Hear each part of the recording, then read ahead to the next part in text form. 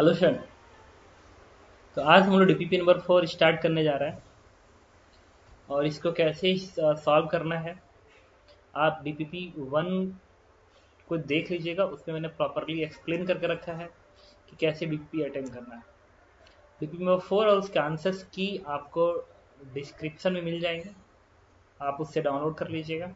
ठीक है, उसके बाद क्या करेंगे, करना क्या है, आपको डीपीपी लेके सॉल्व करिएगा। हाँ, और एक चीज देख लीजिए, DPP friction, centre of mass, rotation, circular motion और एसएचएम पे बेस्ड है। तो सबसे पहले कॉपी उठा के आप friction, circular motion, then centre of mass, then rotation, then SHM, इसको रिवाइज कर लीजिए कॉपी से। एक क्विक रिवीजन करिए। क्विक रिवीजन करने के बाद इस डीपीपी को उठाइए और इसको सॉल्व करिए। जैसे क्वेश्चन नंबर 1 सॉल्व किया, आंसर से मैच कराया। क्वेश्चन 2 सॉल्व किया, आंसर से मैच कराया। थर्ड सॉल्व किया, आंसर से मैच कराया। जो हो गया सो हो गया, बट जो नहीं होता है उसको वीडियो प्ले करके देख लीजिएगा। मैंने उसको प्रॉपरली एक्सप्लेन किया हुआ है, वो आपको समझ में आ जाएगा। ठीक है, चलिए क्वेश्चन नंबर 1 शुरू कर रहा हूँ। चलो क्वेश्चन नंबर 1 अटेम्प्ट कर रहा हूँ। देखिए, कह रहा है कि a block of mass m and length l is kept at rest on rough horizontal ground of friction coefficient mu के। यहाँ का फ्रिक्शन कोफिशिएंट म्यू के बराबर है और ये ब्लॉक ग्राउंड पे लेंथ l है। A man of mass m is standing at the right end. Now the man starts walking toward the left, reaches the left end with the time t. During this time, the displacement of the block is, assuming pressing force between the block and ground remain constant and value is same it was initially. Also assume the block slide during the entire motion t. ठीक है, तो क्या during this time the displacement of the block is, इस block का displacement पूछ रहा है। कुछ नहीं, क्या करेंगे, दोनों की एबीडी अलग अलग बनाओ, सॉल्व कर लो। व्हाइट बोर्ड का यूज कर रहा हूँ। देखिए, सबसे पहले आप पर्सन की एबीडी बनाएंगे। इसके पैर पे फ्रिक्शन आगे की ओर काम करेगा, क्योंकि ये ब्लॉक को पीछे धक्का मारेगा तो ब्लॉक उसके पैर पे आगे को धक्का मारेगा, दैट विल बी फ्रिक्शन। ठीक है, ठीक है, तो ये जो फ्रिक्शन होगा उसकी वैल्यू होगी म्यू के एम जी। मास एम के बराबर है, तो इस पर्सन के पैर फ्रिक्शन आगे की ओर लगा, तो इस पर्सन का जो एक्सेलरेशन आएगा आगे की ओर, this one is A one. A one कैसे निकलेगा, तो नेट फोर्स बराबर मास इनटू एक्सेलरेशन कर दीजिए। तो म्यू के एम जी बराबर M A one, then what is A one, this one is mu K into G, the acceleration of this person. Now अब हमें एबीडी बनानी है किसकी, प्लैंक की। प्लैंक का भी मास एम है, तो इस पे फ्रिक्शन इधर काम कर रहा है, तो इस पे फ्रिक्शन पीछे कर काम करेगा। दिस इज म्यू के एम जी। ठीक है, और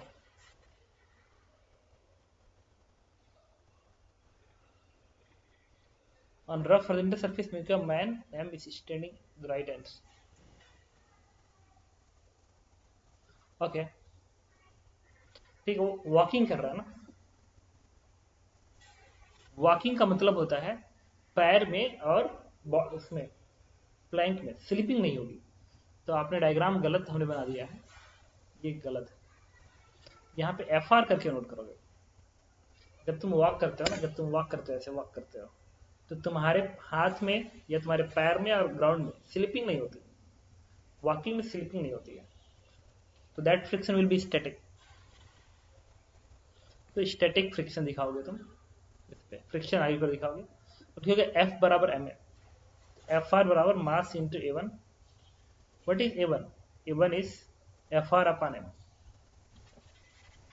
अब बनाओगे इस ब्लॉक की एबीडी, तो जिससे फ्रिक्शन आगे है तो इस पे फ्रिक्शन पीछे आएगा, और ग्राउंड से जो फ्रिक्शन आएगा, क्योंकि इस पे फ्रिक्शन इधर है ऊपर सरफेस पे, तो ब्लॉक आगे जाना चाहेगा, तो ग्राउंड पे फ्रिक्शन पीछे को आएगा, और उसकी वैल्यू क्या होगी, म्यू के इंटू टोटल मास एम और एम टू एम, म्यू के एम इंटू जी। अब इस ब्लॉक का एक्सेलरेशन मान लो इधर E2 के बराबर है, ये आपकी मर्जी, इधर मारो इधर मारो, मैथमेटिक्स एडजस्ट कर लीजिए। आपने एक्सेलरेशन मान लीजिए इधर मान लिया, तो इस पर नेट फोर्स क्या दिखाएंगे, तो F R minus this force 2 mu के एम जी बराबर M into A two, M into A two. इससे ए टू की वैल्यू क्या आएगी, this is F R upon M minus 2 mu के इंटू जी। अब तुम क्या करो, एफ आर अपॉन एम है ना, इसके पे ए वन प्लेस कर दो, यहाँ पे ए वन रख दो। What is A two? A two is A one minus 2 mu के इंटू जी। क्वेश्चन नंबर 1, ठीक है। अब देखिए क्वेश्चन में कह रहा है कि जो पर्सन है इस एंड से इस एंड तक जाने में टी टाइम लेता है, तो उतने टाइम में इस ब्लॉक का डिस्प्लेसमेंट बताइए। तो इस ब्लॉक का डिस्प्लेसमेंट क्या होगा, एस बराबर UT plus half T square. तो S zero, displacement UT zero plus half A, और ए के जगह पे ए टू लिखोगे ना, इस ब्लॉक का एक्सेलरेशन ए टू है, तो half A two into T square, S बराबर UT plus half A T square. अब इस ए टू को उठा के तुम्हें प्लेस करना होगा, तो आंसर आएगा। तो इसके लिए हम इस कॉन्सेप्ट को लेंगे कि जो पर्सन है वो टी टाइम में इस एंड से इस एंड तक पहुंच गया, टी टाइम में। तो टी टाइम में यहां से यहां तक गया, तो टी टाइम में इस पर्सन का डिस्प्लेसमेंट इस प्लेन के फ्रेम में क्या हुआ, एल हुआ ना, यहां से यहां तक गया तो एल हुआ, ओके। लेकिन ये रिलेटिव डिस्प्लेसमेंट हुआ, इस प्लेन के रिस्पेक्ट में इसका डिस्प्लेसमेंट एल हुआ। तो इस प्लेन के फ्रेम में इस पर्सन का एक्सेलरेशन निकालना पड़ेगा, क्योंकि रिलेटिव डिस्प्लेसमेंट एल है ना। तो जब उस प्लेन पर्सन पे लगाओगे तुम एस बराबर UT plus half A T square, तो जब एस को रिलेटिव लिखोगे तो यू भी रिलेटिव होगा और ए भी रिलेटिव होगा, तो एस रिलेटिव। तो इस पर्सन का डिस्प्लेसमेंट इस प्लेन के फ्रेम में एल हुआ, एल यहाँ पे लिखोगे L, initial velocity 0 plus half A acceleration relative.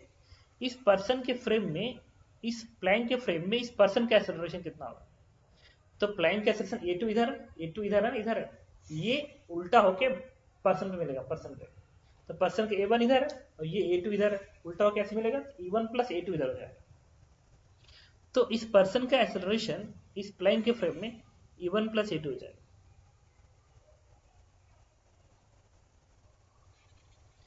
That is T square. अच्छा, इससे ए वन प्लस ए टू की वैल्यू यहां से निकाल सकते हो आप। ए वन प्लस ए टू की वैल्यू कितनी आएगी, this is 2l upon T square, 2l upon T square. Question number 2, और आपको क्या चाहिए, ए टू चाहिए ना, ए टू चाहिए ना, ए टू कैसे मिलेगा, ए टू चाहिए तो आप क्या करो,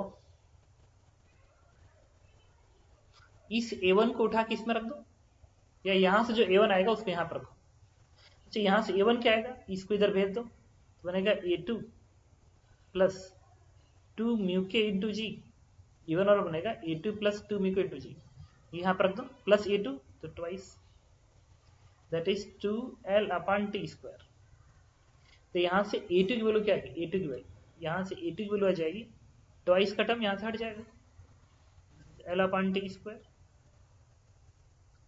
माइनस म्यू के इंटू जी, इसको उठा के तुम यहां पर रख दो, तो डिस्प्लेसमेंट क्या बनेगा, हाफ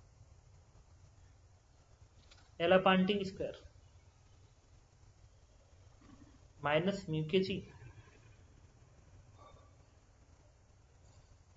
तो यहां से आएगा एस बराबर L by two, T square कटेगा, 1/2 इसमें भेजो, तो minus half mu K G into T square, this one is answer. देखो आंसर मैच कर रहा होगा, L minus this one is answer. तो फर्स्ट क्वेश्चन था। नाउ क्वेश्चन नंबर 2 पे आते हैं। कह रहा है कि a particle moving with velocity 2i cap minus 3j cap collide with the surface rest in the xz plane, xz plane है, xz प्लेन पे टकरा रहा है। In the figure move with the velocity 2i cap plus 2j cap after collision, the coefficient of restitution is, coefficient of restitution. तो पहली बात की easy question है, कह रहा है 2i cap minus 3j cap है। व्हाइट बोर्ड पे आते हैं क्वेश्चन नंबर 2 के लिए। वेलोसिटी क्या है, 2i cap minus 2j cap, और x एक्सिस y एक्सिस बना लो। वेलोसिटी है 2i cap minus 3j cap, तो x में वेलोसिटी क्या है, ऐसे टकरा रहा जा रहा, तो x की वेलोसिटी कितनी है, 2 है, और y की वेलोसिटी क्या है, 3 है, नीचे पर है, नीचे पर 3 है, और टक्कर के बाद x की 2 है, y की 2 है, x की 2 है, और वाई की 2 है। तो कह रहा कोफिशिएंट ऑफ रेस्टिट्यूशन बताइए। तो मुझे बताइए कोफिशिएंट ऑफ रेस्टिट्यूशन की इक्वेशन उधर बनाया जाता है जिधर इम्पैक्ट लगता है। तो चूंकि पार्टिकल की वेलोसिटी एक्स में तो वही रह गई। जब वेलोसिटी एक्स में वही है तो चेंज किस डायरेक्शन की होगी? वाई डायरेक्शन की। तो इसका मतलब अगर वेलोसिटी वाई में चेंज हो रही है, अगर वेलोसिटी वाई में चेंज हो रही है, एक सेकेंड, अगर वेलोसिटी सिर्फ वाई में चेंज हो रही है, इसका मतलब जो भी इम्पैक्ट फोर्स लगा होगा वो किधर लगा होगा? सिर्फ वाई में लगा होगा। एक्स की वेलोसिटी कांस्टेंट है and velocity change Y direction में है, तो ई की इक्वेशन वाई में लिखोगे। क्या लिखोगे? ई बराबर velocity of separation in Y direction. तो पार्टिकल 2 से ऊपर जा रहा है और ये प्लेट रुका हुआ है, तो 2 - 0 वेलोसिटी ऑफ सेपरेशन बन गया, divide by velocity of approach, ये रुका हुआ है और 3 से पास आ रहा है, अप्रोच में 3 - 0, what is E? It is 2/3। तो velocity of separation upon velocity approach ये वाई में लिखेंगे। क्यों? फोर्स सिर्फ वाई में लग रहा है, इसलिए आप ऐसा कर रहे हैं। एक्स में कोई फोर्स नहीं, क्योंकि एक्स में वेलोसिटी चेंज नहीं है। इसके बाद आते हैं क्वेश्चन नंबर 3 पे। थर्ड में कह रहा है कि a ball is suspended from the top of cart by the light string of length 1 metre. ये लेंथ 1 मीटर का। The cart and ball are initially moving with speed at constant speed v, v से move कर रहा है। The cart come to rest after colliding and making to the fix bumper. इससे टकराने के बाद ये अचानक से रेस्ट में जा रहा है। As a figure second, the suspended ball swing through the angle 60 degree, maximum 60 degree. The initial speed v is, v की वैल्यू बताइए। ठीक, अब अगर तुम इसकी एफबीडी बनाओगे, क्वेश्चन नंबर 3 में अगर तुम इसकी एफबीडी बना रहे हो ऐसा, तो अगर इधर से इंपैक्ट लग रहा है ना, इधर से इंपैक्ट लग रहा है, यहाँ पे जो बम्पर था इससे इंपैक्ट लग रहा है, तो अगर इससे इंपैक्ट लग रहा है तो इसकी वेलोसिटी 0 हो गई ना। बट इंपैक्ट इस पे तो नहीं लग रहा है, इस पे तो सिर्फ टेंशन फोर्स है, सिर्फ टेंशन फोर्स है, और टेंशन एक नॉन इंपल्सिव फोर्स है। यहाँ पे टेंशन एक नॉन इंपल्सिव फोर्स की तरफ से। तो बस फर्क क्या पड़ेगा, क्योंकि इंपैक्ट इस पे लगा तो इसकी वेलोसिटी 0 होगी, इसकी वेलोसिटी वही रह जाएगी, उसमें चेंजेस नहीं आएंगे, इसकी वेलोसिटी वही रह जाएगी। तो ये क्वेश्चन ना प्योर सर्कुलर मोशन का हो गया कि एक पार्टिकल है जिसकी वेलोसिटी भी है और वो 60 डिग्री तक जाता है, 60 डिग्री तक जाता है। तो इस भी की वैल्यू बताइए। तो क्या करेंगे, वह कृषि थ्योरम लगा देना।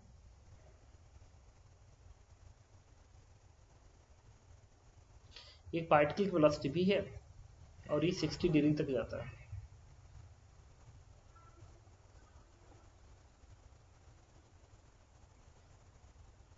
इसके एमजी दिखाओगे। लेंथ कितना है? 1 मीटर है। तो यहां से यहां तक आते समय एमजी कोऑर्डिनेट क्या होगा? माइनस एमजी इंटू ये वाली दूरी, ये दूरी माइनस एमजी इंटू ये दूरी एल है, 1 मीटर है, ये भी 1 मीटर होगा, तो ये दूरी क्या होगा? 1 cos 60। ये 1 है ना, तो ये क्या आएगा? 1 cos 60। तो ये दूरी क्या आएगी? ये दूरी कितनी आएगी? 1 - 1 cos 60। तो 1 - 1 cos 60 degree equals to change in kinetic energy इस ब्लॉक की। काइनेटिक एनर्जी फाइनली क्या होगी? 0। रेस्ट में इनिशियल क्या होगी? हाफ mv², m से m कटेगा। अच्छा, ये जो टर्म आएगा ये 1/2 का टर्म बनेगा, तो 1 से 1/2 बनेगा, ठीक है। 1/2 तो 2 से 2 कट जाएगा, तो v² की वैल्यू क्या आएगी? ये 1/2 आएगा तो 2 से 2 कटेगा, it is g। What is v? g को लिख सकते हो π², तो आंसर इज √g या पाई मीटर पर सेकेंड, ठीक है, √g, ये पार्ट का आंसर। क्वेश्चन नंबर 4 देखिए, कह रहा है the two blocks each of mass m are joined together using an ideal spring of spring constant k. Natural and not. The block are touches each other when the system is released from rest on rough horizontal surface. Both blocks come to rest simultaneously when extension of spring L0/4. The coefficient of friction between the each block and surface अच्छा, block और surface piece का coefficient of friction पूछ रहा है। Okay, question number 4। एक block है, natural length L के बराबर है। अब आपने क्या किया, इस ब्लॉक को कंप्रेस कर दिया ऐसे चिपका के।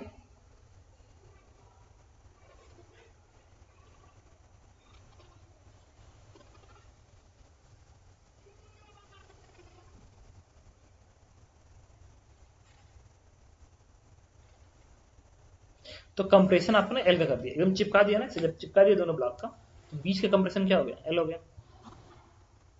अब आपने इसको रिलीज किया, तब दोनों भागेंगे, ऐसे भागेंगे, दोनों ब्लॉक ऐसे भागेंगे, उल्टे डायरेक्शन भागेंगे। भागते भागते अब जो कंडीशन आया वो ये आया,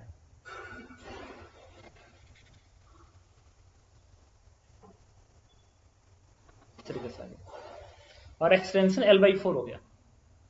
एक्सटेंशन L/4 हो गया, तो लेंथ L/4 कैसे आया होगा, पहले ये दोनों ब्लॉक ने इतना दूरी तय किया होगा कि स्प्रिंग नेचुरल लेंथ में आया होगा, मतलब दोनों ने मिलकर L दूरी तय किया होगा। उसके बाद ये दोनों ब्लॉक ने और दूरी तय किया होगा, L/4 टोटल दूरी और तय कर लिया होगा। इससे टोटल जो डिस्टेंस टेबल आएगा, this one is L plus L/4। पहले दोनों ब्लॉक चिपका के रखे गए थे, जब छोड़ोगे तो दोनों ब्लॉक भागेंगे, तो दोनों ब्लॉक भागेंगे तो पहले नेचुरल लेंथ में आएंगे ना, तो L दूरी तय करेंगे। पहले कंप्रेशन था L का, देखो पहले L का कंप्रेशन था, अब दोनों ब्लॉक भागना शुरू किए तो L दूरी तय कर लिए, नेचुरल लेंथ में आ गए। फिर L/4 और दोनों मिलके दूरी तय कर लिए, तो L/4 और दूरी तय करेंगे। तो इस प्रोसेस में क्वेश्चन में कह रहा है कि फ्रिक्शन कोफिशिएंट की वैल्यू कितनी होगी।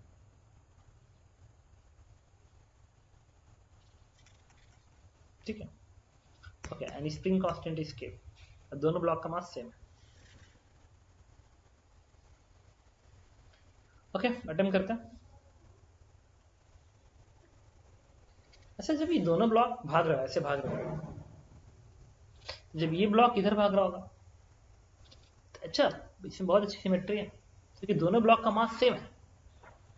तो मास सेम होना इस बात को कंफर्म कर रहा है कि दोनों एक ही साथ रेस्ट में।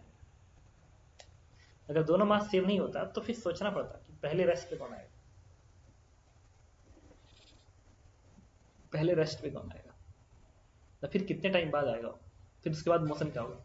लेकिन दोनों का मास सेम होना इस बात को कंफर्म कर रहा है कि दोनों एक साथ रेस्ट पाएंगे और दोनों इक्वल ही दूरी तय करेंगे सिमेट्री से।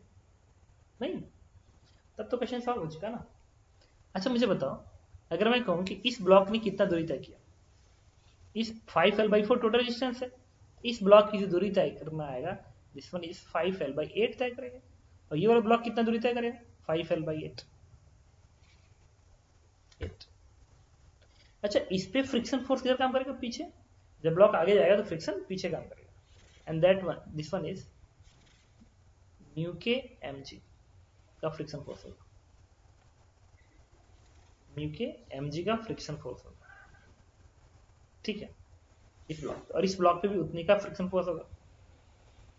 अब सिस्टम पर लगाएंगे work energy theorem, work done by all forces change in category. तो work done by friction plus work done by spring, और कोई फोर्स है इस सिस्टम पे नहीं, एक फ्रिक्शन है, एक स्प्रिंग है, चेंज ऑफ कैंडिडेट सिस्टम का। तो फाइनली दोनों रेस्ट में आए थे तो कैंडिडेट 0, और इनिशियली दोनों रेस्ट में थे ही, तो कैंडिडेट 0। फ्रिक्शन का ऑर्डर लिखते हैं। अच्छा, फ्रिक्शन का ऑर्डर क्या होगा, अगर इस ब्लॉक पे इतने का फ्रिक्शन काम कर रहा है और डिस्प्लेसमेंट इधर हुआ है, फ्रिक्शन इधर है और डिस्प्लेसमेंट उल्टा हुआ है, तो वर्डन क्या होगा, minus μk mg into 5L/8। तो फोर्स इंटू डिस्प्लेसमेंट कर दिया, आ गया वर्डन। अब जितना यहाँ पे होगा उतना ही यहाँ पे भी होगा, तो ट्वाइस कर दिया। ये फ्रिक्शन का वर्डन आ गया। स्प्रिंग का वर्डन कितना होता है, अच्छा सिस्टम पे स्प्रिंग का वर्डन का फॉर्मूला होता है minus of change in potential energy, this is the work done of spring on system of 2 block, minus change in potential energy, तो minus final potential energy half K X square. X कितना है, यहाँ पे elongation. अच्छा यहाँ पे elongation क्या हुआ, L/4 के इलॉन्गेशन हुआ ना,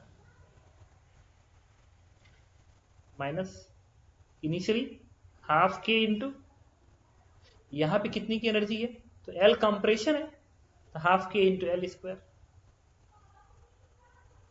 तो हाफ के into x square minus half के इंटू एक्स स्क्वायर। ये एनर्जी इस स्टैंड की है और ये वाली एनर्जी इस स्टैंड की है, तो ये वैल्यू कितनी आएगी, दिस इज माइनस, इसको सिंप्लीफाई करें, हाफ कॉमन निकाल लो, तो बनेगा के एल स्क्वायर बाई 16 बनेगा -1, तो 16 एक 15 बनेगा ना, तो बनेगा 15 के एल स्क्वायर बाई 32। ये क्या हुआ था, ये बाहर बाहर निकालो ना, के एल स्क्वायर को बाहर निकाल लो, के एल स्क्वायर को बाहर निकाल लो, तो बनेगा 15 के एल स्क्वायर अपान 32, ठीक है, इक्वल टू 0। अब इसको इधर भेज दो, तो ये बनेगा कितना, 5 म्यू के एम जी एल, 5 म्यू के M G L divide by 4 is equal to 15 K L square by 32। तो यहाँ से एल सेल कटेगा, ये 3 आएगा, तो 32। वट इज म्यू के इज 3 अपान 8 के एल अपान एम जी, देख सकते हो 3 अपान 8 का टाइम मिलना चाहिए, सी पार्ट। क्वेश्चन नंबर 5 पे आता है, कह रहा है कि 2 spherical bodies of mass m and 5m and radius r and 2r respectively are released in free space with initial separation between the center equal to 12 r.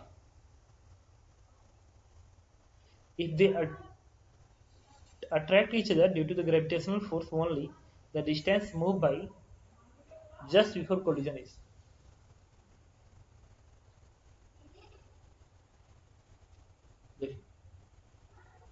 Question number 5 में कह रहा है कि एक बॉल है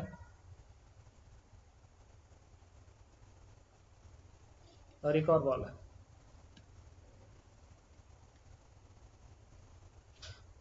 m and 5m and r and 2r, m and 5m, इसका मास m है, इसका मास 5m है, इसका रेडियस r है, इसका रेडियस 2r है।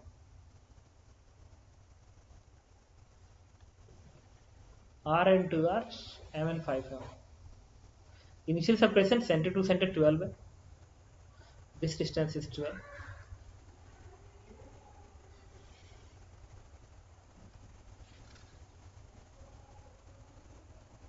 तो कह रहा क्वेश्चन में कि फाइंड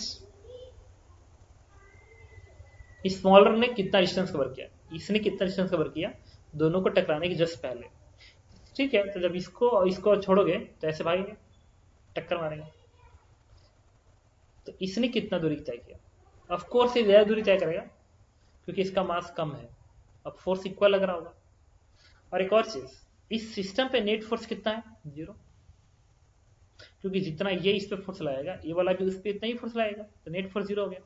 और सिस्टम के सेंटर ऑफ मास की वेलोसिटी क्या है, दैट इज 0, क्योंकि ये भी रेस्ट में ये भी रेस्ट में। तो अगर इस कंडीशन में तुम जा रहे हो, ठीक है, कि नेट फोर्स 0 और सेंटर ऑफ मास की वेलोसिटी 0 है, दिस मीन्स इस सिस्टम का मास मूवमेंट कंजर्व होगा। तो मान लो इसने x1 दूरी तय किया, इसने x2 दूरी तय किया, और तय करने के बाद कंडीशन ये बन गई टक्कर के टाइम पे।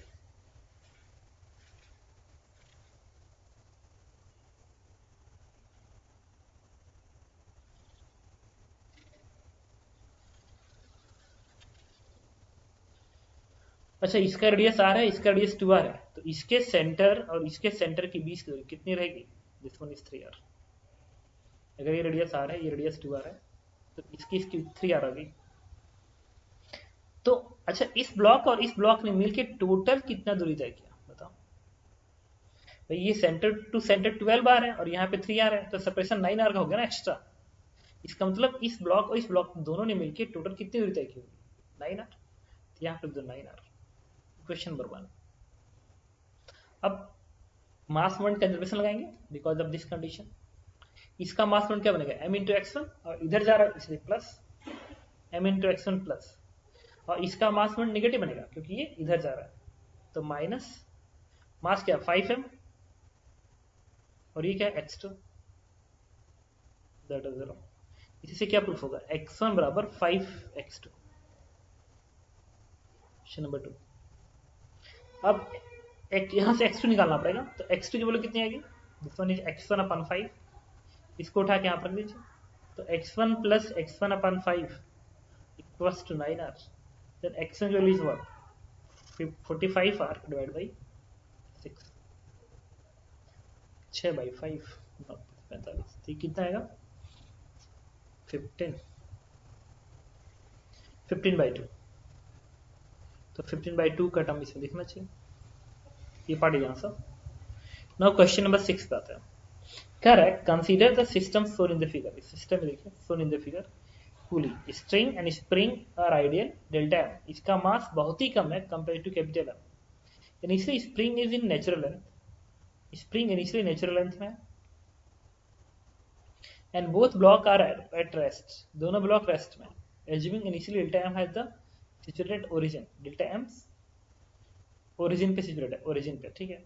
Maximum Y coordinate of delta M subsequent motion is X M G upon K then value of access.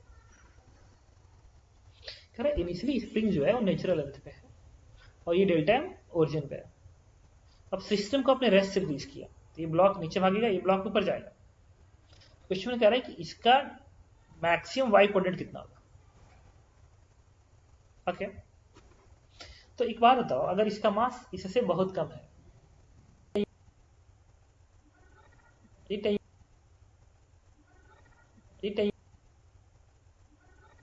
ये टेंशन अप्रोक्सीमेट हमेशा 0 रहेगा क्योंकि इसका मास बहुत कम है, तो इसका जितना डिस्प्लेसमेंट नीचे को रहेगा योर ब्लॉक उतना ही पड़ जाएगा। अच्छा, ये ब्लॉक मैक्सिमम, अगर ये एक्सट्रीम पोजीशन है और यही नेचुरल लेंथ पड़ा हुआ है, तो इस ब्लॉक का मैक्सिमम डिस्प्लेसमेंट कितना आएगा, तो इसका हमें मैक्सिमम डिस्प्लेसमेंट निकालेंगे, इसका मैक्सिमम डिस्प्लेसमेंट निकालेंगे, तो वर्क करते थ्योरम लगा दो, यहां से यहां तक जाते समय इस ब्लॉक की रीड बनाओगे तो mg दिखाओगे नीचे को और स्प्रिंग फोर्स kx दिखाओगे, तो इनिशियल कैंडिडेट 0 है और जहां मैक्सिमम जाएगा वहां भी कैंडिडेट 0 आएगी, तो मैक्सिमम डिस्प्लेसमेंट मान लो इसका y आता है, तो work done by all forces change in kinetic energy, इस mg वर्डन क्या आएगा नीचे को जा रहा है, that is minus mg into Y plus work done बनेगा, mg इधर डिस्प्लेसमेंट नीचे, स्प्रिंग फोर्स ऊपर लग रहा है, तो दूसरा वन क्या बनेगा minus half K X square क्योंकि नेचुरल लेंथ से वर्डन है, तो माइनस हाफ के इंटू एक्स, एक्स जगह पे क्या लिखोगे वाई,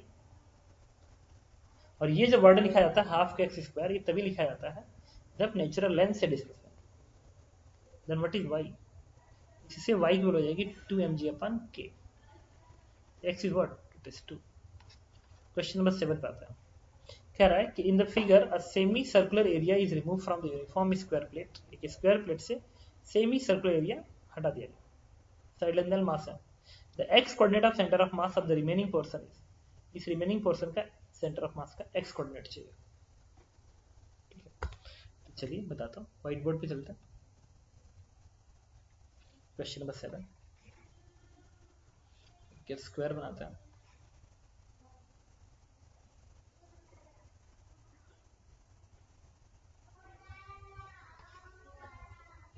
कि स्क्वायर है, इससे तुमने क्या किया, एक सेमी सर्कुलर रीजन को हटा दिया,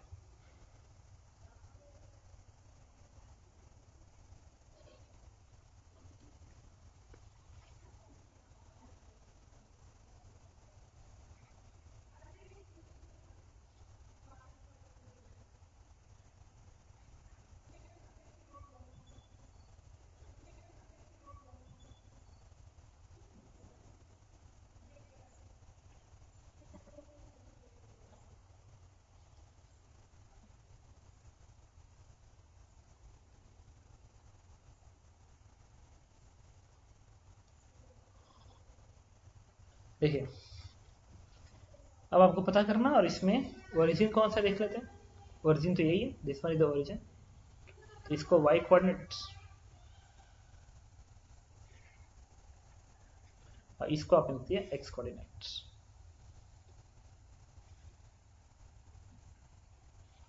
x coordinate.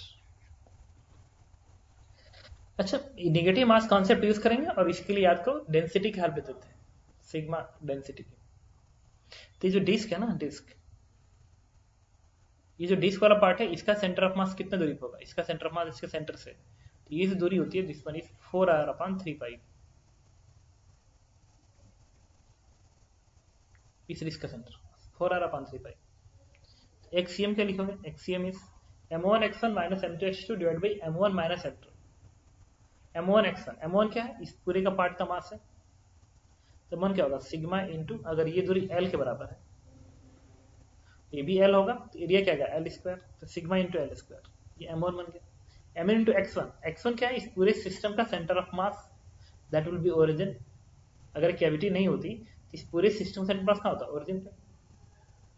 Minus m2, m2 इस पार्ट का मास है, दैट इज सिग्मा इंटू, अच्छा इसका रेडियस क्या होगा? अच्छा इसका रेडियस होगा l/2, ये भी होगा l/2, ये भी होगा रेडियस l/2, क्योंकि ये दूरी l है, डायमीटर l है, तो ये l/2। तो मास क्या लिखोगे? इसका मास क्या लिखोगे? सिग्मा इंटू ये वाला एरिया, एरिया इज πr²/2, तो πr², r क्या है? l/2 का होल स्क्वायर डिवाइड बाई 2, क्योंकि आधा इसलिए क्योंकि आधा ही तो डिस्क है, पूरा थोड़ी कंप्लीट है। इंटू x2, x2 क्या है? इसके सेंटर ऑफ मास की दूरी इससे, ये दूरी है ना, ये दूरी कितनी आएगी? इस पूरे में से इस दूरी घटा दो। अच्छा ये पूरी दूरी क्या है? l/2, that is l/2 minus ये दूरी कितनी होगी? 4r/3π। 4 और r किसके बराबर है? r है l/2 upon 3π divide by m1 - m2। m1 ये है, m2 ये है।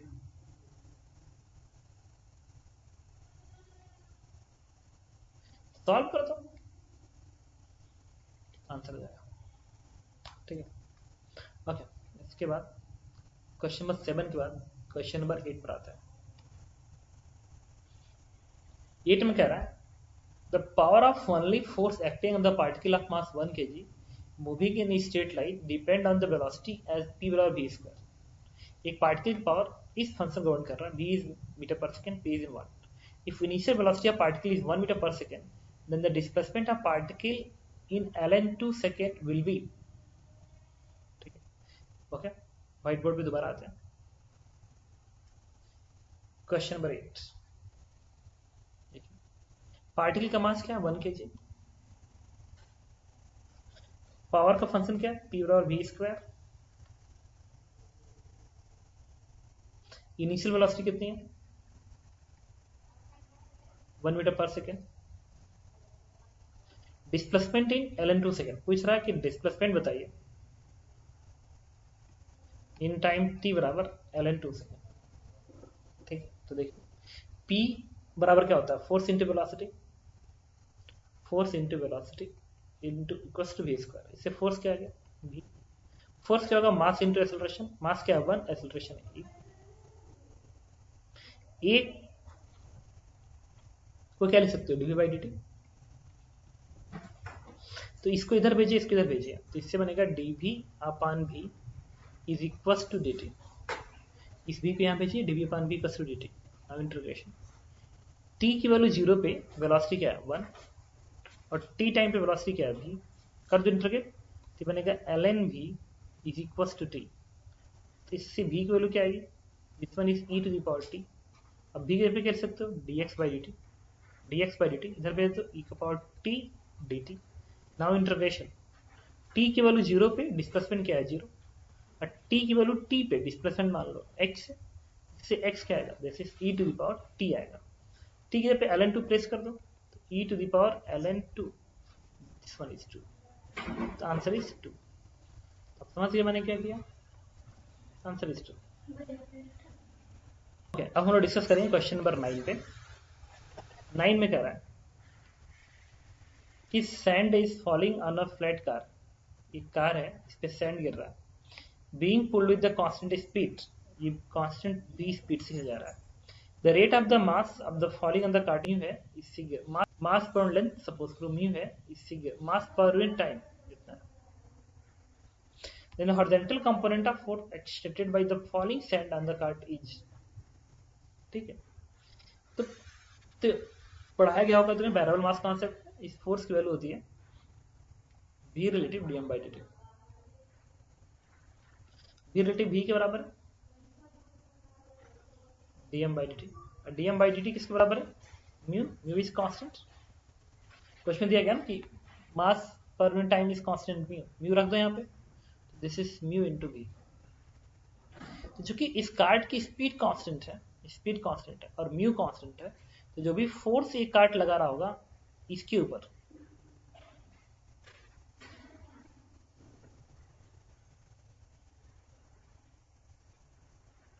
the horizontal component of force exerted by the falling sand, falling important, falling sand on the cart, जो falling sand इस पे गिर रहा है वो कितना हो? तो ये पूरी वैल्यू क्या है? दैट इज कांस्टेंट, तो आंसर इज कांस्टेंट,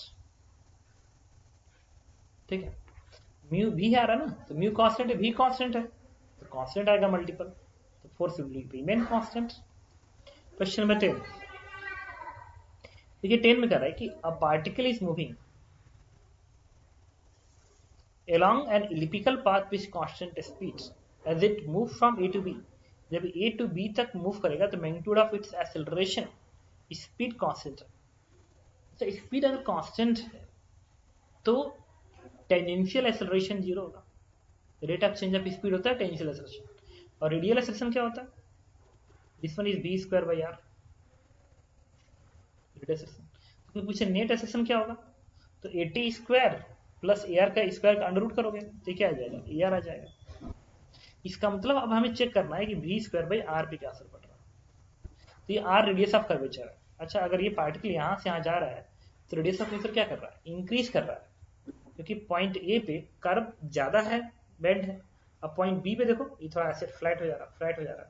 तो यहाँ ज्यादा कर्व, यहाँ पे फ्लैट। जितना कर्व करोगे उतना ही रेडियस कम होगा, और जितना इसको ऐसे करोगे रेडियस बढ़ेगा ना, बढ़ेगा। तो यहाँ पे रेडियस कम है, यहाँ पे रेडियस ज्यादा है, तो रेडियस ऑफ कर्वेचर धीरे धीरे इंक्रीज कर रहा है। अगर आर की वैल्यू इंक्रीज कर रही है इसका मतलब नेट एक्सेलरेशन ड्रॉप कर रहा है, तो डिक्रीजेस कंटिन्यूअसली, तो कंटिन्यूअसली डिक्रीजेस, तो answer is B part. Now question number 11 में कह रहा है a small bead of mass 1 kg is free to move on a circular hoop. The circular hoop has the center C and radius 1 meter, and it rotates about a fixed vertical axis. The coefficient of friction between the bead and hoop is 0.5.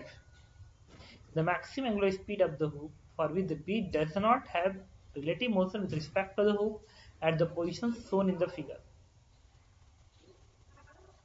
45 degree पे इसका ये इस पे rest पे ही रहे तो इसकी maximum क्या हो? तो देखो, तो सिंपल क्वेश्चन है, जितना तेज घुमाओगे ये पार्टिकल उतना दूर जाना चाहेगा, उतना दूर जाना चाहेगा। भाई रस्सी से पार्टिकल को रस्सी को ऐसे घुमाओ खूब तेज, तो देखना रस्सी जो ऐसे होती है वो ऐसे होने लगती है, सीधा होता है। अगर ऐसे घूम रही है तो तुम देखोगे ऐसे होने लगता है। तो मैक्सिमम ओमेगा पे इसका डिस्प्लेसमेंट, इस पार्टिकल का डिस्प्लेसमेंट कितना होना चाहेगा? ऊपर होना चाहेगा, तो फ्रिक्शन फोर्स नीचे काम करेगा। एट मैक्सिमम ओमेगा पे काम करने जा रहा हूं।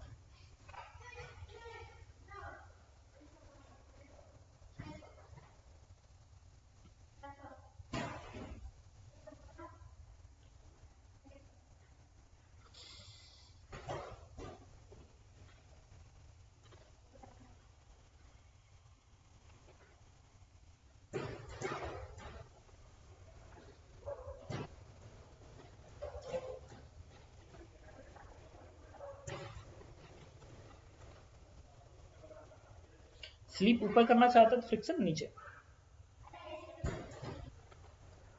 दिस इज म्यू, म्यू कितना है? 0.5, तो म्यू इंटू एन। एन किधर काम करेगा? ऐसे, तो एन इधर, एम जी इधर, और फ्रिक्शन फोर्स दिखा दिया नॉर्मल। एबीडी ग्राउंड फ्रेम में है, तो एक काम करते हैं इस क्वेश्चन को सॉल्व करने के लिए इसी के फ्रेम एबीडी बना लेते हैं। तो सेंट्रीफ्यूगल, अगर इसके फ्रेम में खड़े हो जाओगे, इस रिंग के फ्रेम में खड़े हो जाओगे तो रिंग तो रेस्ट में आ गया, तो सेंट्रीफ्यूगल फोर्स अवे दिखेगा ऐसे। दैट इज m, और r ये दूरी बनेगी। तो अगर ये वाला एंगल 45 डिग्री है, एम आर ये बनेगा ना, r ऐसे घूम रहा है ना ऐसे, तो ये अगर r है तो बनेगा r sin 45, एंगल के समला साइन क्या होता है, r sin 45, M R omega square, तो r sin 45 M R into omega का स्क्वायर बन गया। लेकिन इस फ्रेम से जब तुम इस पार्टिकल को ऑब्जर्व करोगे तो ये पार्टिकल किस में नजर आएगा, रेस्ट में, रेस्ट में, क्योंकि आप इस पे खड़े हो गए हो तो ये रेस्ट में आ गया ना। तो इस पे नेट फोर्स हमेशा है इसको, तो एक काम करते हैं इसको सॉल्व करने के लिए। अच्छा ये एंगल 45 है तो सारे के सारे एंगल 45 बनेगा, ये 45 बनेगा, और ये भी एंगल 45 बनेगा, 45 45 45 45, ठीक है। अब फोर्स क्या करो ना,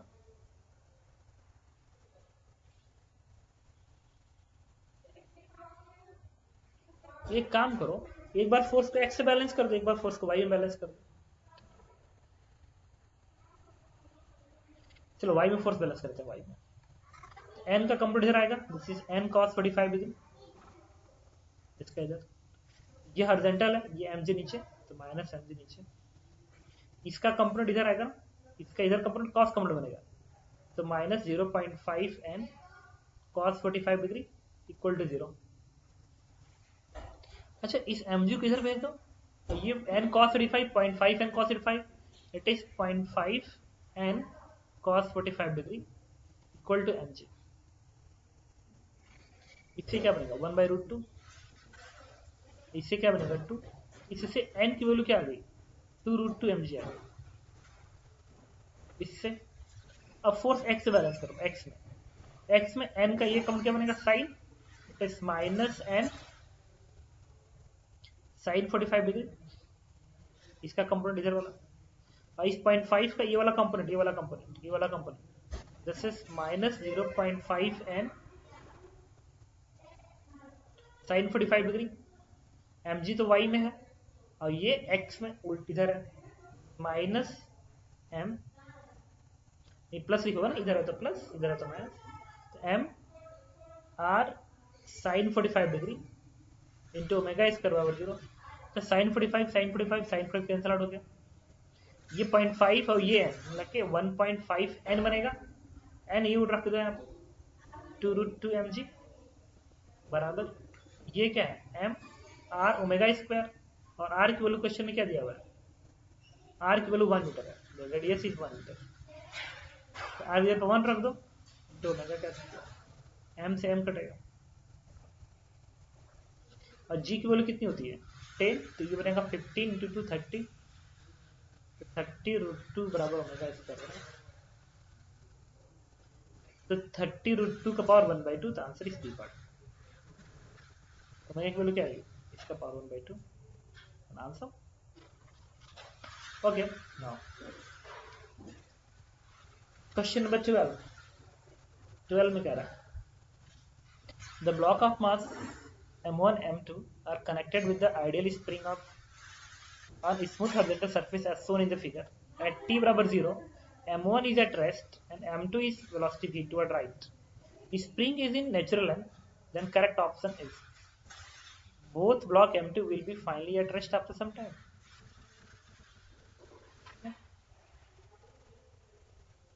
ये m1 है m2 है, और m1 कम है m2 से, व्हाइट बोर्ड पे आते हैं क्वेश्चन नंबर 12, ठीक है। ये मास m1 है, ये मास m2 है, इसकी स्पीड v है, और m1 is less than m2।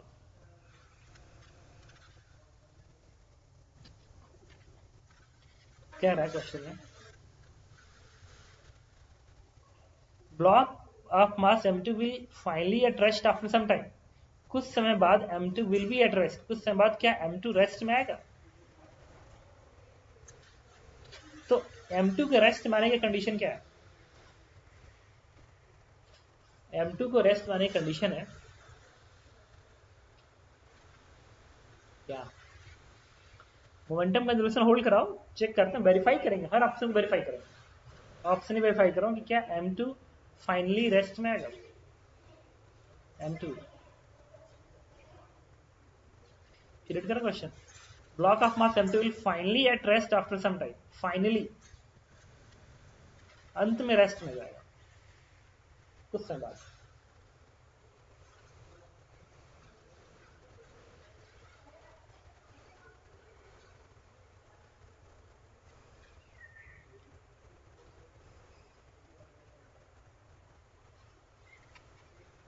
ठीक है, देखते हैं। After some time M2 will be in rest. Finally, finally वाला वर्ड थोड़ा सा अजीब लग रहा है। चलो ठीक है, इसकी वेलोसिटी जीरो है तो जब इस वक्त इसकी जीरो होगी उसके वक्त V1 मान लो और सिस्टम पे मोमेंटम का इक्वेशन लगा दो। इनिशियल मोमेंटम इसका जीरो होगा, इसका मोमेंटम क्या आएगा initially M2 into V। Final momentum इसका क्या आएगा M1 इंटू V1 और इसका मोमेंटम क्या आएगा जीरो, क्योंकि ये तो तुमने कहा कि जीरो आना चाहिए। इससे V1 की वैल्यू क्या आ गई, इससे V1 की वैल्यू आ गई M2V डिवाइड बाय M1।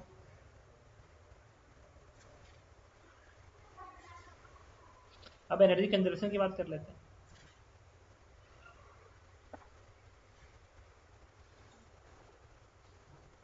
पता है ये पॉसिबल नहीं है, पता है क्यों? ये इसलिए पॉसिबल नहीं है, एनर्जी कंजर्वेशन लिखो भी समझ में आएगा। इनिशियल एनर्जी इसकी जीरो आएगी, इस नेचुरल लेंथ पे जीरो, इसकी कैटेगरी क्या आएगी half M2 into V square और फाइनली इसकी कैटेगरी कितनी आएगी हाफ M1 इंटू V1 का स्क्वायर। V1 ये है, स्क्वायर करोगे तो बनेगा M2 का स्क्वायर V का स्क्वायर अपान M1 का स्क्वायर एंड प्लस इसकी कैटेगरी जीरो है, इसकी spring energy half K into x square कर लो। अब तुम मुझे बताओ M1 से तो M1 कट जाएगा ये, और इसको भेज दो, हाफ का टर्म भी से कैंसिल आउट हो जाएगा, और इसको भेज दो इधर, कॉमन निकालोगे M2 V स्क्वायर कॉमन आएगा तो क्या बनेगा 1 minus M2 V square common आएगा तो बनेगा M2 अपान M1 बराबर KX स्क्वायर बनेगा। और क्वेश्चन में M1 तो कम है M2 से, अगर M1 कम है तो वैल्यू ज्यादा हो गई ना, M1 कम है तो वैल्यू 1 से ज्यादा होगी, अगर ये वैल्यू 1 से ज्यादा हो गई, ये 1 है तो वैल्यू निगेटिव बन गई, निगेटिव, ये पूरी क्वांटिटी निगेटिव है, जबकि KX स्क्वायर तो पॉजिटिव है क्योंकि x स्क्वायर है, पॉजिटिव होगी। नॉट पॉसिबल, ये पॉसिबल है। मैं दूसरे तरीके से भी समझ गया। करंट एनर्जी क्या होती है P स्क्वायर अपॉन 2m होती है। मोमेंटम तो दोनों का बराबर आएगा, अगर इसकी स्पीड जीरो होती है तो जो मोमेंटम इसका इनिशियली है वही मोमेंटम इसका भी फाइनली होगा, मोमेंटम कंजर्वेशन के लिए मोमेंटम सेम हो गया। जिसका मास ज्यादा कम होगा उसकी कैलोरी ज्यादा हो जाएगी ना, तो इसका मास कम है M1 कम है तो इसकी कैलोरी ज्यादा होगी, मतलब इनिशियली सिस्टम के पास कैंडिडेट थी बस, इसके पास ओरिजिनल जीरो थी, इसकी कैंडिडेट जीरो थी, तो इसके पास कैंडिडेट थी। और जब फाइनल कंडीशन आया जिस वक्त ये जीरो हो रहा है उस समय कैंडिडेट इसके पास जो आई वो इससे ज्यादा हो गई। तो स्प्रिंग के पास अगर मान लो कि कोई एनर्जी नहीं, तभी भी तो इसकी एनर्जी ज्यादा नहीं होनी चाहिए इससे, because of energy conservation system की जो एनर्जी है वही फाइनल होनी चाहिए।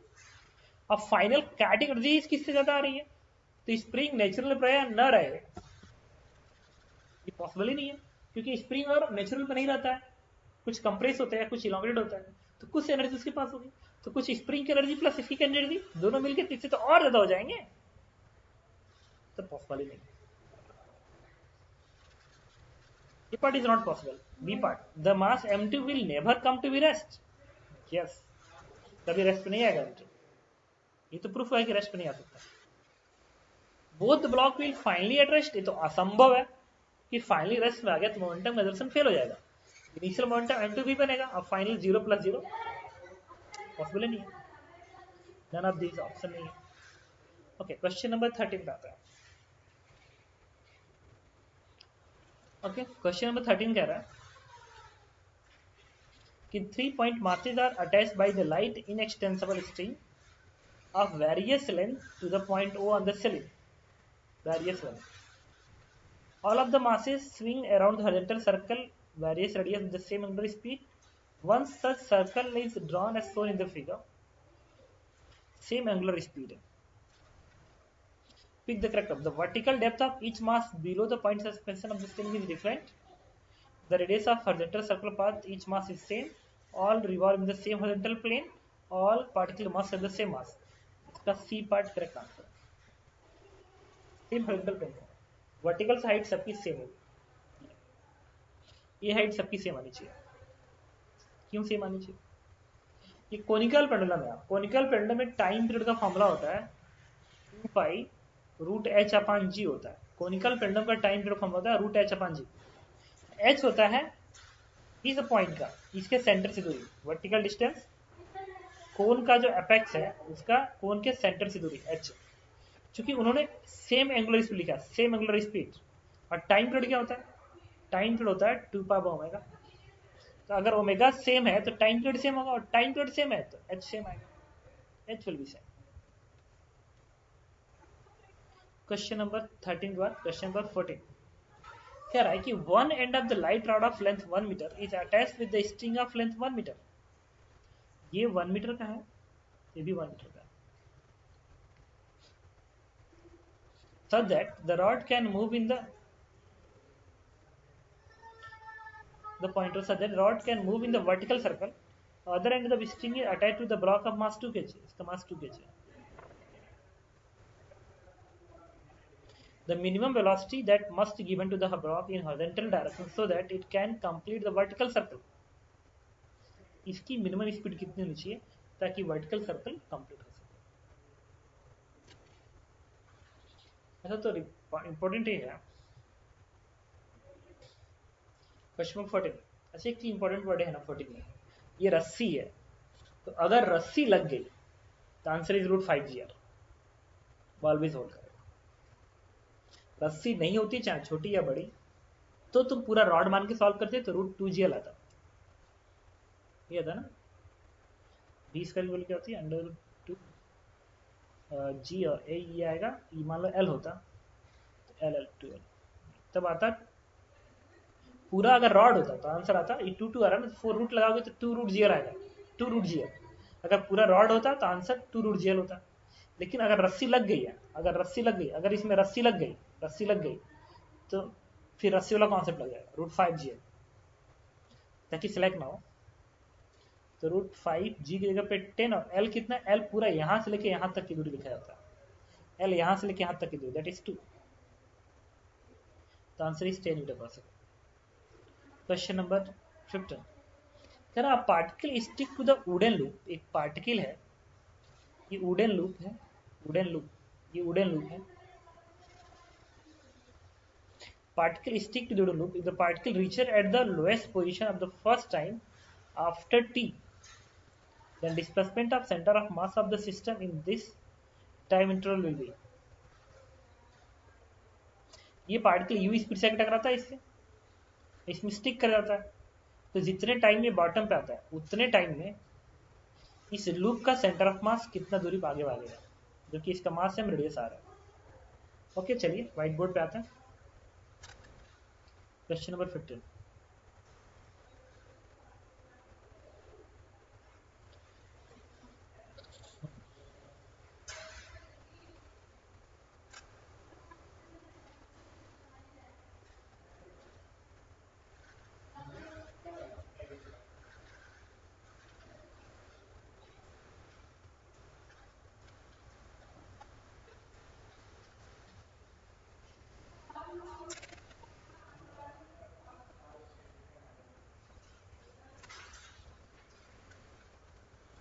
ठीक है. ये जो पार्टिकल है जाएगा और इससे स्टिक करेगा.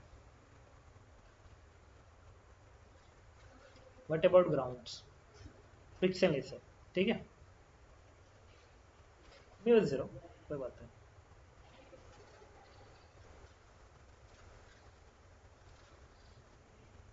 तो सबसे पहले तो हम टक्कर के बाद की कंडीशन पता करेंगे कि टक्कर के बाद इसकी स्पीड कितनी हो जाती है. ये टक्कर के बाद मान लो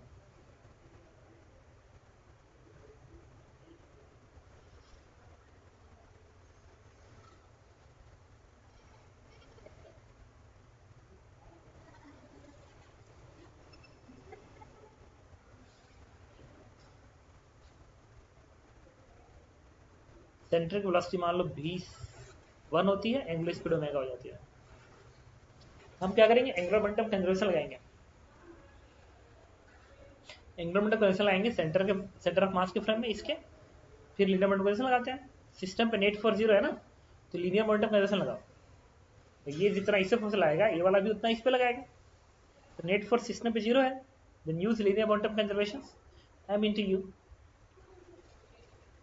इसका 0, इसका क्या लिखेंगे, m into V one plus इस पार्टिकल का मतलब आती है ना, इस पार्टिकल का जो पार्टिकल m है इसका मोमेंटम क्या बनेगा, तो सेंटर ऑफ मास के फ्रेम में इसकी वेलोसिटी r ओमेगा बनेगी, घूम रहा है ऐसे ना, ओमेगा से घूम रहा है, तो सेंटर ऑफ मास के फ्रेम में इसकी वेलोसिटी r ओमेगा आगे, और सेंटर की वेलोसिटी v1 इसमें जोड़ दो, तो इसका मोमेंटम क्या बनेगा, m into r omega plus v1। भाई इसका मोमेंटम m इंटू यू, इसका 0, और फाइनल मोमेंटम इस पार्टिकल इसके रिंग का m इंटू v1, और पार्टिकल का m into r omega plus v1। Centre of mass के फ्रेम में सर्कुलर मोशन है, तो ऊपर वेलोसिटी r ओमेगा होगी, सेंटर वेलोसिटी इसमें ऐड कर दो। इसी क्वेश्चन क्या बनेगा, u बराबर यहाँ से v1 यहाँ से v1, that is 2v1 plus r omega. Then angular momentum conservation,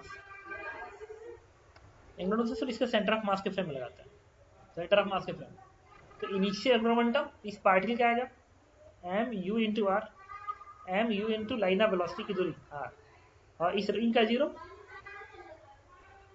is equal to again इस पार्टिकल का इसके अबाउट क्या लिखोगे, m इस पार्टिकल वेलोसिटी ग्राउंड फ्रेम में जो कि r ओमेगा प्लस v1 है, प्लस तो m v r ना लाइन ऑफ वेलोसिटी की परपेंडिकुलर दैट इज r,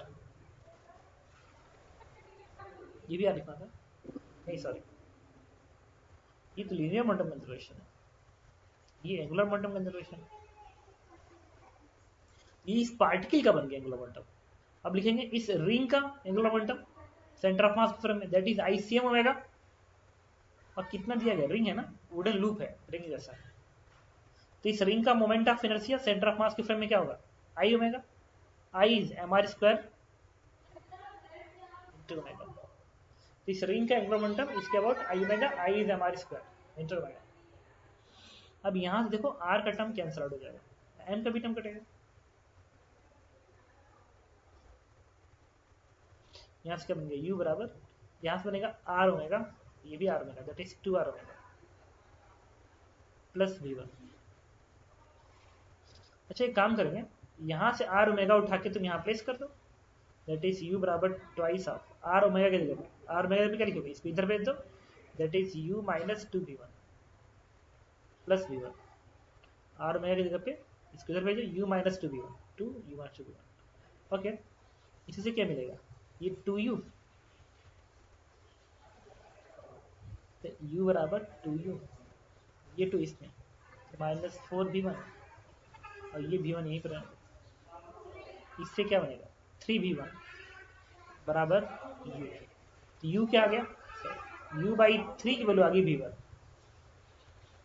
अब ओमेगा निकाल लेते हैं, ओमेगा किसके बराबर आएगा, तो ओमेगा आएगा u minus 2v1, u minus 2v1, ये है ना 2v1, 2u by 3 upon r बनेगा, अपान r लगाओगे यहाँ पे तो इसकी वैल्यू हो जाएगी 3, this is 3u upon r, omega is 3u upon r।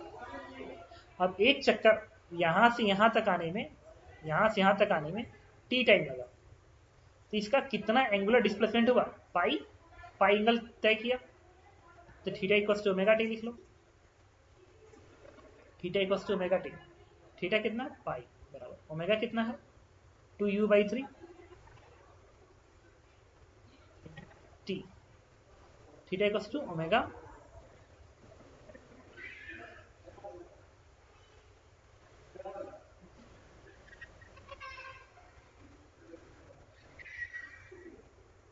Theta पर क्या आ गया, ओमेगा टी आ गया, तो इससे u की वैल्यू क्या आएगी, u की वैल्यू u ही रहने दो, आंसर किसके टर्म में देखो तो Vt/2 plus R, centre of mass of system का डिस्प्लेसमेंट चाहिए। मतलब ये जो है ना, इसका मास m है, इसका मास भी m है, तो सेंटर ऑफ मास यहाँ पे होगा, इसका डिस्प्लेसमेंट ये टी टाइम है।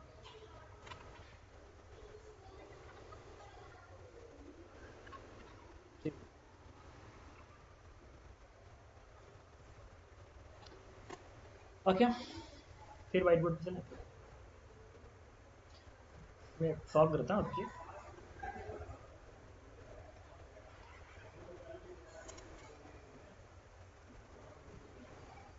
ये सेंटर ऑफ मास यहाँ पे ना सिस्टम का, इसकी दूरी है r/2 के बराबर।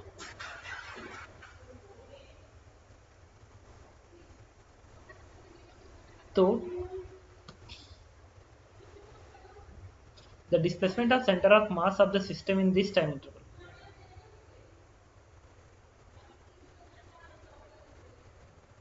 ये कितना दूरी तय करेगा टी टाइम में, ये दूरी तय करेगा, that is v1 into T, v1 into T, इतना दूरी तय करेगा।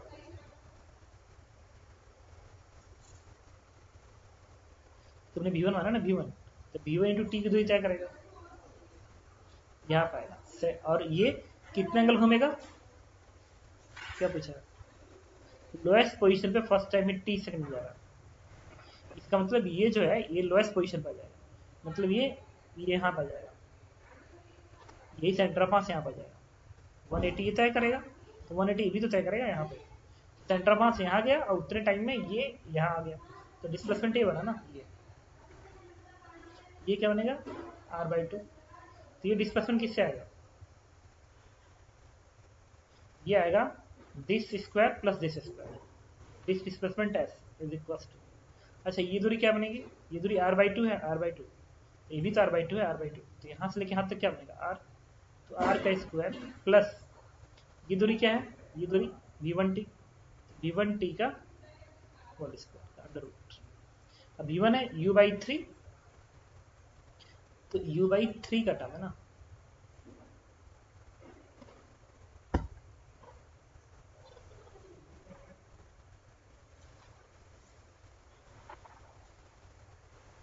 तो none of these correct options, answer is D part.